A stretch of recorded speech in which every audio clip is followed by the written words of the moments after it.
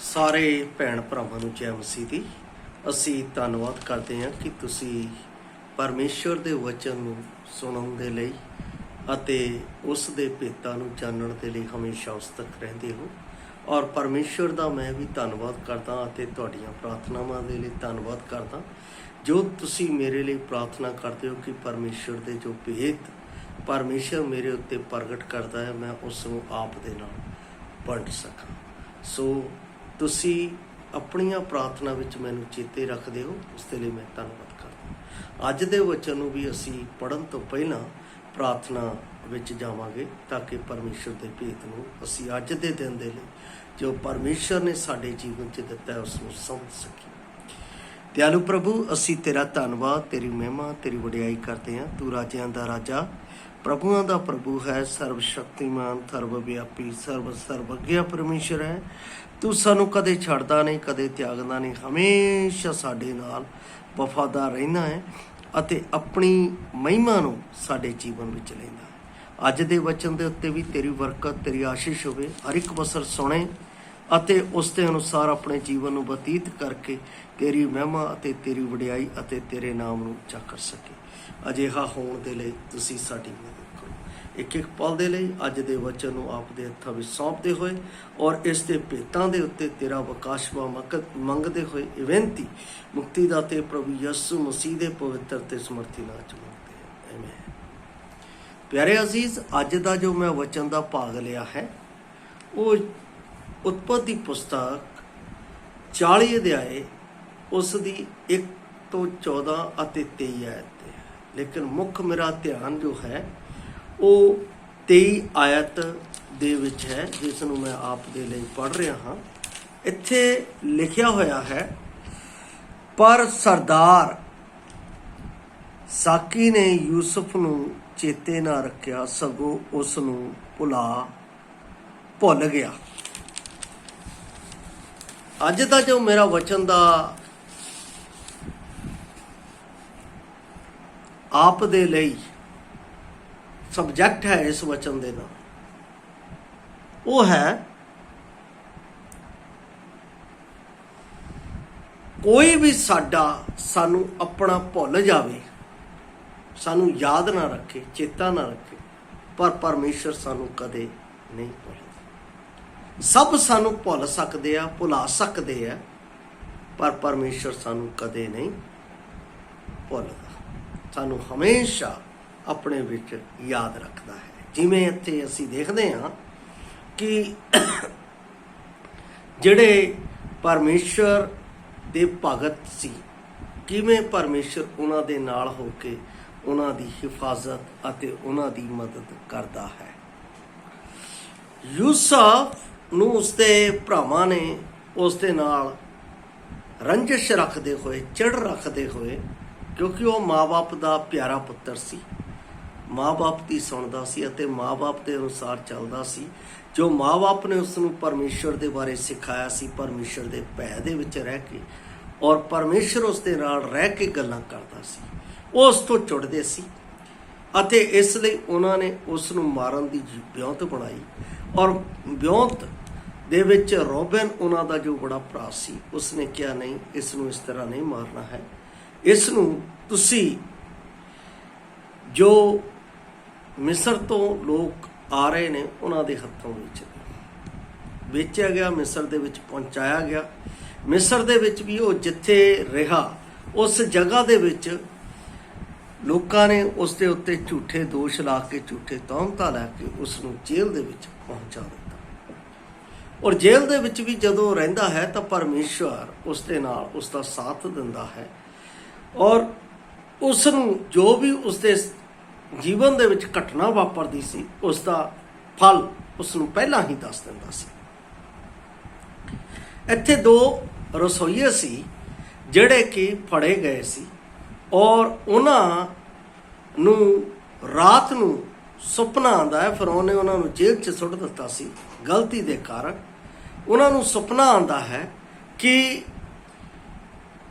ਇੱਕ ਨੂੰ ਬਹੁਤ ਵਧੀਆ ਅੰਗੂਰੀ ਆਪਣਾ ਸਭ ਕੁਝ ਦਿਖਾਈ ਦਿੰਦਾ ਹੈ ਅਤੇ ਦੂਸਰੇ ਨੂੰ ਸੁੱਕਾ ਜਿਹਾ ਦਿਖਾਈ ਦਿੰਦਾ ਹੈ। ਤੇ ਜਿਹੜਾ ਸੁੱਕਾ ਉਹ ਇਸ ਚੀਜ਼ ਨੂੰ ਨਜ਼ਰ ਆਉਂਦਾ ਹੈ ਕਿ ਮਰ ਜਾਣਾ।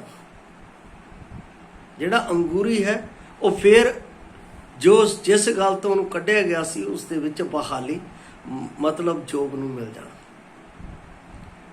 ਔਰ ਇਹ ਗੱਲ ਉਹਨਾਂ ਦੇ ਜੀਵਨ ਦੇ ਵਿੱਚ ਸੱਚ ਵਾਪਰੀ, ਪਰ ਉਹਨਾਂ ਨੇ ਯੂਸਫ ਨੂੰ ਭੁਲਾ ਦਿੱਤਾ। ਯੂਸਫ ਨੇ ਕਿਹਾ ਸੀ ਉਹਨਾਂ ਨੂੰ ਕਿ ਤੁਸੀਂ ਮੈਨੂੰ ਚੇਤੇ ਕਰਿਓ, ਪਰ ਉਹਨਾਂ ਨੇ ਚੇਤੇ ਨਾ ਕੀਤਾ।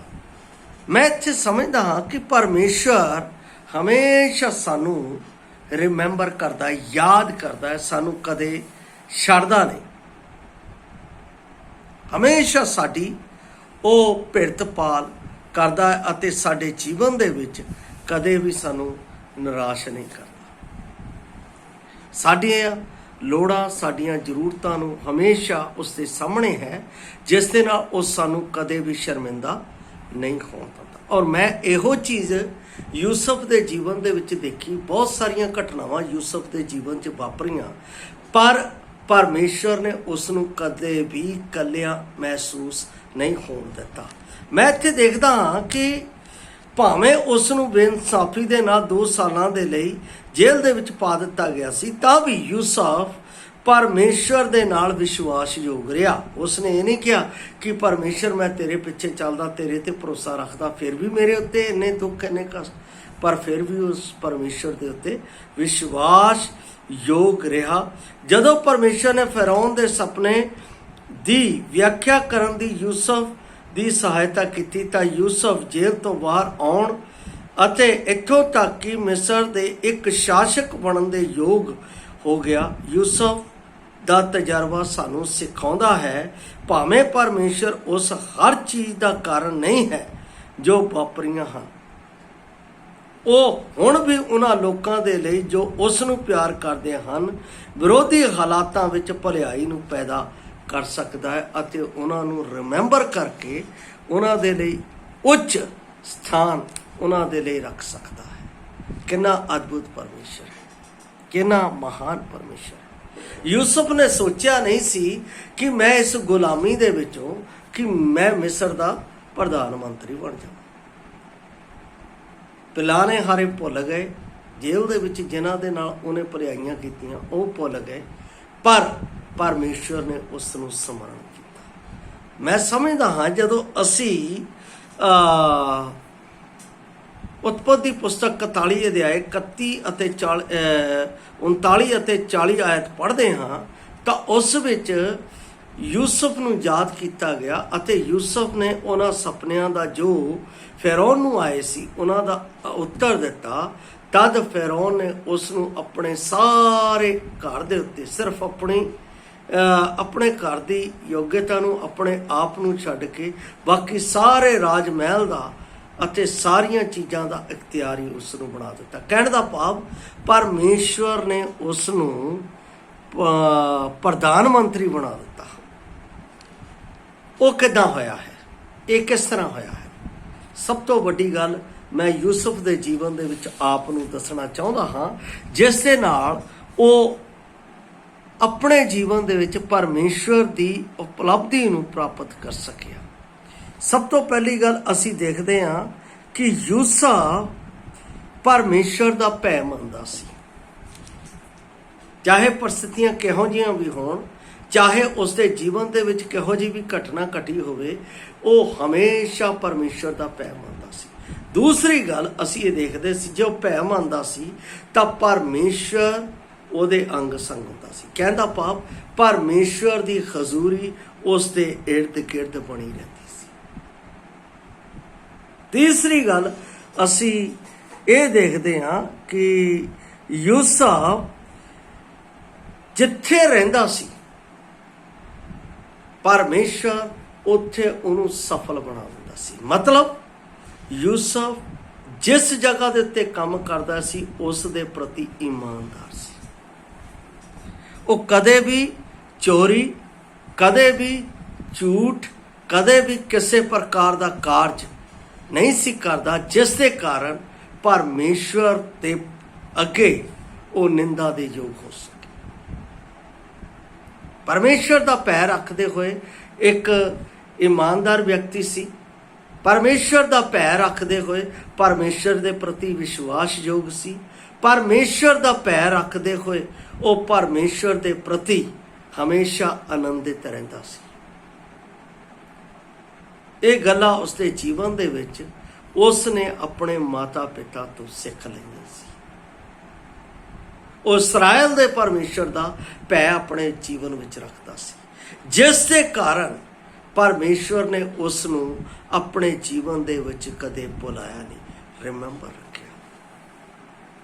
मैं एक वचन पढ़ना चाहता हाँ यशाया दी पुस्तक उसका 49 अध्याय विच, जो परमेश्वर ने इस गल दे प्रति मैनू रिमेंबर करवाया है।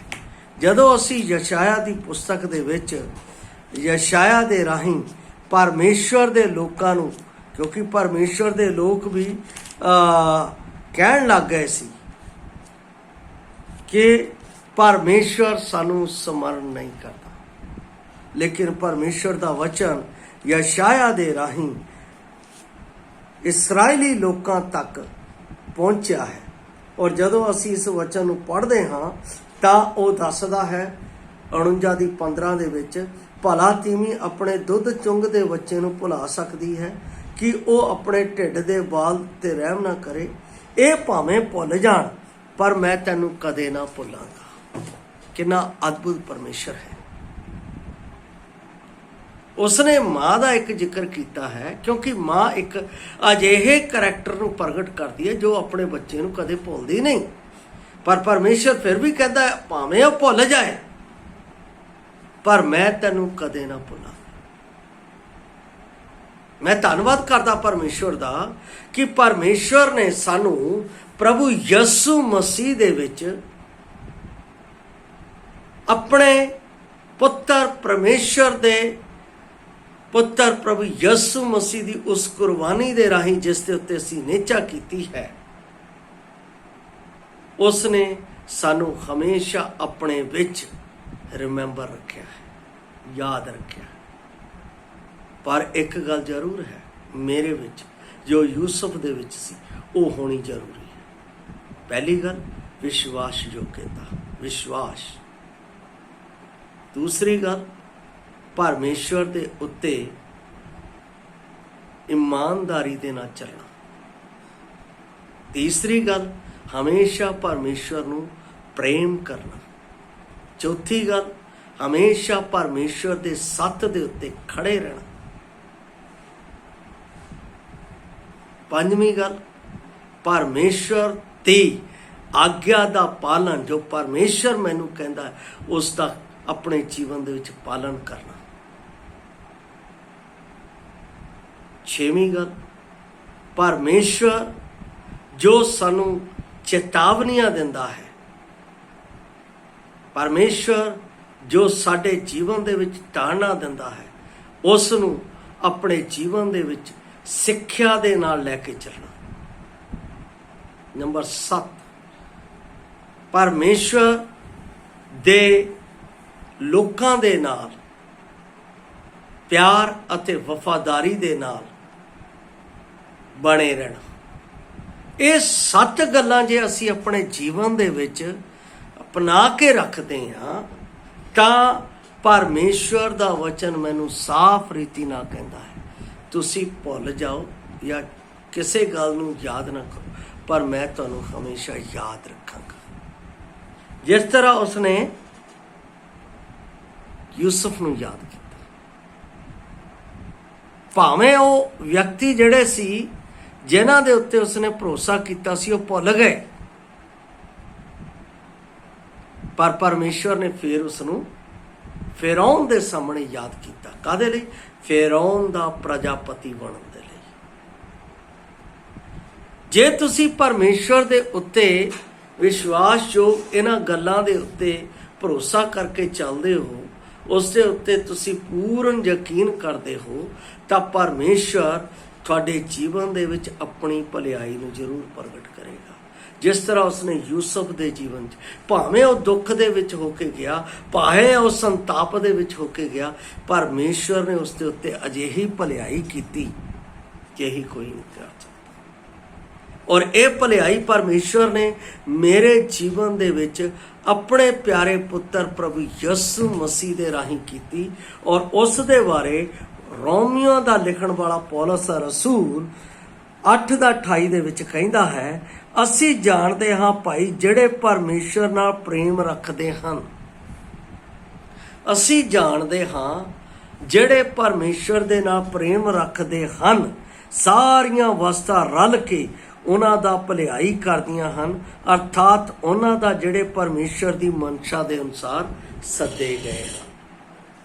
परमेश्वर ने मैनू बुलाया और परमेश्वर ने मेरे जीवन दे विच भलाई दे इन्ने काम परमेश्वर ने मेरे जीवन दे विच कीते आ, मैं आप नूं दस्सण लगा तो बहुत सारा समा निकल जाएगा। सब तो वड्डी भलाई उसने ये कीती है कि मैं परमेश्वर दे पुत्र बनने दे योग नहीं सी।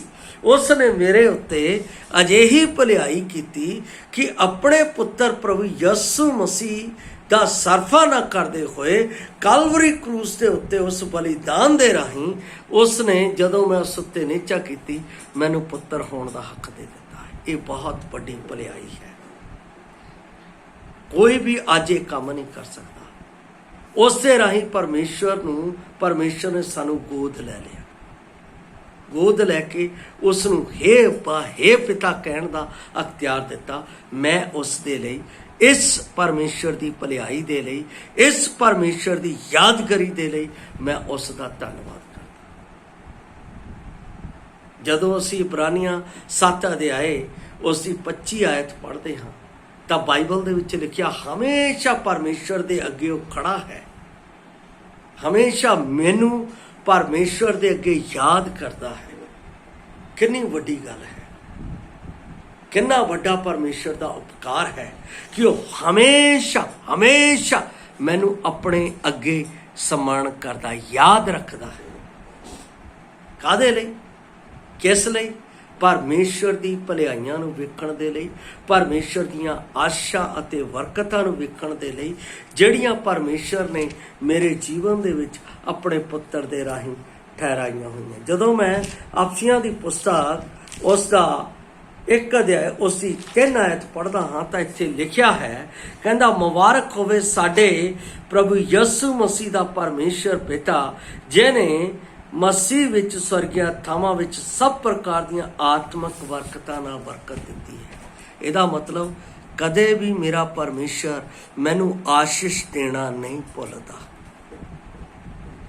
संसार दे लोग मैनू बख्शिश देना भुल जाणगे, संसार दे लोग मेरा कीते हुए काम दा जो मैं कार्य किया है उसनूं भुल जाणगे, पर मेरा परमेश्वर मैनू आशीष देण तो, मैनू जीवन दीयां गल्लां दस्सण तो, मैनू अपने राहां दे उत्ते तुरन तो कदे भी मैनू भुलेगा नहीं, हमेशा मेरी अगवाई करेगा। और कदों तक अगवाई करेगा? लिखिया है इस युग दे अंत तिकर, कहंदा मैं सदैव तुहाडे नाल हां। मती दी अंजील 28:20 दे विच लिखिया है। इहदा मतलब मेरा परमेश्वर सारे मैनू भुल जाण पर मैनू कदे ना भुलेगा। मेरा विशा ही है कि मेरा परमेश्वर मैनू कदे भुलदा, जिहड़ा परमेश्वर मैनू कदे भुलदा नहीं, मैं हमेशा हर दिन हर पल उस परमेश्वर का धन्नवाद करा कि वो मैनू अपनी महिमा दे लई, अपनी वडियाई दे लई मैनू अपने अगे सम्मान रखदा, याद रखदा है। क्यों? यशाया दे विच ही उन्हें कहा है, यशाया दी पुस्तक दे विच ही उसने कहा है कि मैं तेरे शकल तेरे चेहरे नूं अपने हत्थां दे उत्ते उकार के रखिया। जे उन्हें हत्थां दे उत्ते उकार के रखिया है तो मेरे प्यारे अजीज वो मैनू कदे भुलदा नहीं, हमेशा याद रखदा है। जे तुसी चाहते हो कि परमेश्वर तुहानू हमेशा याद रखे, परमेश्वर तुहानू हमेशा अपनी आशीष देवे, परमेश्वर हमेशा तुहाडे राहां दे विच तुहाडी अगवाई करे, परमेश्वर हमेशा तुहानू अपनी बुद्ध दे के अपने अपनियां आशां नू, अपनियां भलाइयां नू तुहाडे जीवन दे विच प्रगट करे, तां तुसी परमेश्वर दे वचन दे नाल हमेशा ਉਸ ਦਾ ਅਨੁਸਰਨ ਕਰਨਾ ਹੈ। ਜੇ ਤੁਸੀਂ ਹਜੇ ਤੱਕ ਤੌਬਾ ਨਹੀਂ ਕੀਤੀ ਹੈ ਤਾਂ ਪਰਮੇਸ਼ਰ ਕਦੇ ਤੁਹਾਡੀ ਅਗਵਾਈ ਨਹੀਂ ਕਰੇਗਾ। ਪਰਮੇਸ਼ਰ ਤੁਹਾਨੂੰ ਸਮਰਨ ਨਹੀਂ ਕਰੇਗਾ। ਕਦੋਂ ਸਮਰਨ ਕਰੇਗਾ? ਜਦੋਂ ਤੁਸੀਂ ਤੌਬਾ ਕਰ ਲਓਗੇ ਔਰ ਤੌਬਾ ਕਰਨ ਦੇ ਨਾਲ ਪਰਮੇਸ਼ਰ ਦੇ ਅੱਗੇ ਆਪਣੇ ਜੀਵਨ ਨੂੰ ਉਸ ਦੇ ਪੁੱਤਰ ਦੀ ਮਾਨਤ ਬਤੀਤ ਕਰੋਗੇ ਔਰ ਉਸ ਦੇ ਹੁਕਮ ਨੂੰ ਪੂਰਾ ਕਰੋਗੇ ਤਾਂ ਪਰਮੇਸ਼ਰ ਕਦੇ ਵੀ, ਜਿਸ ਤਰ੍ਹਾਂ ਵਚਨ 'ਚ ਲਿਖਿਆ ਹੈ, ਯਿਸੂ ਮਸੀਹ ਅੱਜ ਅਤੇ ਯਿਸੂ ਮਸੀਹ ਕੱਲ, ਅੱਜ ਅਤੇ ਯੁਗਾਂ ਯੁਗ ਇੱਕੋ ਜਿਹਾ ਹੈ। ਜਿਹੜਾ ਪਰਮੇਸ਼ਰ ਇੱਕੋ ਜਿਹਾ ਮੈਨੂੰ ਕਦੇ ਨਹੀਂ ਭੁੱਲਦਾ। ਉਹ ਹਮੇਸ਼ਾ ਮੈਨੂੰ ਆਪਣੇ ਅੱਗੇ ਰੱਖਦਾ ਹੈ ਜਿਵੇਂ ਆਪਣੇ ਹੱਥਾਂ ਦੀ ਹਥੇਲੀ। ਇਸ ਲਈ ਮੈਂ ਇੱਕ ਵਾਰ ਫੇਰ ਆਪ ਨੂੰ ਕਹਿੰਦਾ, ਸਾਰੇ ਸਾਨੂੰ ਭੁੱਲ ਜਾਣਗੇ, ਮੇਰੇ ਆਪਣੇ ਭੁੱਲ ਜਾਣਗੇ, ਮੇਰੇ ਦੋਸਤ ਭੁੱਲ ਜਾਣਗੇ, ਮੇਰੇ ਮਿੱਤਰ ਭੁੱਲ ਜਾਣਗੇ, ਮੇਰੇ ਜਿੰਨੇ ਵੀ ਕਲੋਜ਼ ਹੈ ਮੈਨੂੰ ਭੁੱਲ ਜਾਣ, ਪਰ ਮੇਰਾ ਪਰਮੇਸ਼ਰ ਮੈਨੂੰ ਕਦੇ ਨਾ ਭੁੱਲੇਗਾ। ਪਰਮੇਸ਼ਰ ਆਪ ਨੂੰ ਇਸ ਵਚਨ ਦੇ ਨਾਲ ਆਸ਼ੀਸ਼ ਦੇਵੇ ਔਰ ਇਸ ਵਚਨ ਦੇ ਨਾਲ ਹਮੇਸ਼ਾ ਆਪ ਦੇ ਨਾਲ ਹੋ ਕੇ ਗੱਲਾਂ ਕਰੇ। ਆਪ ਸਭ ਨੂੰ ਮੇਰੀ ਵੱਲੋਂ ਜੈ ਮਸੀਹ।